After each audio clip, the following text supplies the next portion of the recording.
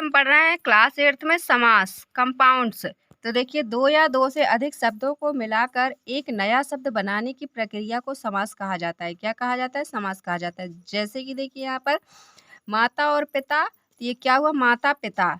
ठीक है, यहाँ पर दो या दो से अधिक जो शब्द हैं हमारे, उनको मिला करके एक नया शब्द जैसे माता पिता बना दिया गया है और इसे एक जोड़े में ही रख दिया गया है। तो ये हमारा क्या बन गया है? समास बन गया है। नेक्स्ट हम देखेंगे समस्त पद क्या होते हैं। समास युक्त पद को समस्त पद कहते हैं। समास करते समय वाक्य में पद के बीच से विभक्ति चिन्ह आदि हटा देते। विभक्ति चिन्ह कहें तो देखिए, जैसे कि यहाँ पर और लगा हुआ है और यहाँ एक योजक चिन्ह लगा हुआ है, इसी प्रकार से यही होते हैं विभक्ति चिन्ह।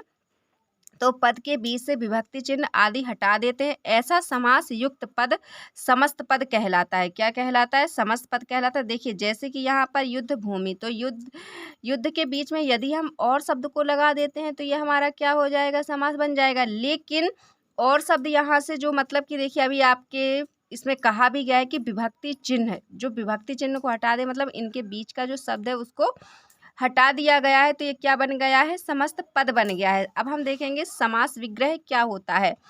समस्त पद को पुनः पहली जैसी अवस्था में अलग करना समास विग्रह कहलाता है। मतलब कि जो हमारे शब्द जिस प्रकार से टूटे हुए थे उनको दोबारा से तोड़ना ही क्या कहलाता है? समास विग्रह। जैसे कि देखिए रसोई घर है, तो रसोई घर को अगर हम तोड़ेंगे तो क्या हो जाएगा? रसोई के लिए घर। तो ये पहले से ही इसी प्रकार से था, लेकिन जब हमने समास किया तो इस प्रकार से बन गया रसोई घर। ये संक्षिप्त हो गया, मतलब उसका छोटा सा रूप बन गया है। इसे हम कहते हैं समास विग्रह। अब हम देखेंगे पूर्व पद तथा उत्तर पद क्या होता है। तो पूर्व पद पहला पद, उत्तर पद में होता है दूसरा पद। तो आज हम बुक की किताब की भाषा में ही पढ़ेंगे। समास युक्त पद में दो पद होते हैं। पूर्व पद पहला पद होता है तथा उत्तर पद क्या होता है? दूसरा पद होता है। ठीक है, देखिए जैसे कि यहाँ पर समस्त पद, पूर्व पद, उत्तर पद, विग्रह इस प्रकार से दिया गया है। तो ज्ञान युक्त क्या है? समस्त पद है, मतलब ये आपका शब्द है। पूर्व पद मतलब पहला शब्द क्या है इसमें? ज्ञान। उत्तर पद दूसरा शब्द क्या है? युक्त। विग्रह होगा तो क्या हो जाएगा? ज्ञान से युक्त। रात दिन, पूर्व पद पहला शब्द है इसका रात, दूसरा शब्द है इसका दिन। रात और दिन। इसी प्रकार से हमें कुछ विशेषताएं पढ़नी है उसकी। देखिए, जैसे कि समास की विशेषताएं होती है। समास के लिए कम से कम दो पद होने चाहिए। पहले पद को पूर्व पद तथा दूसरे पद को उत्तर पद कहते हैं। समास होने पर दोनों पद या अधिक पद मिलकर संक्षिप्त रूप धारण कर लेते हैं। जैसे कि मैंने अभी आपको बताया है कि समास किस प्रकार से एक छोटा सा रूप धारण कर सकते हैं।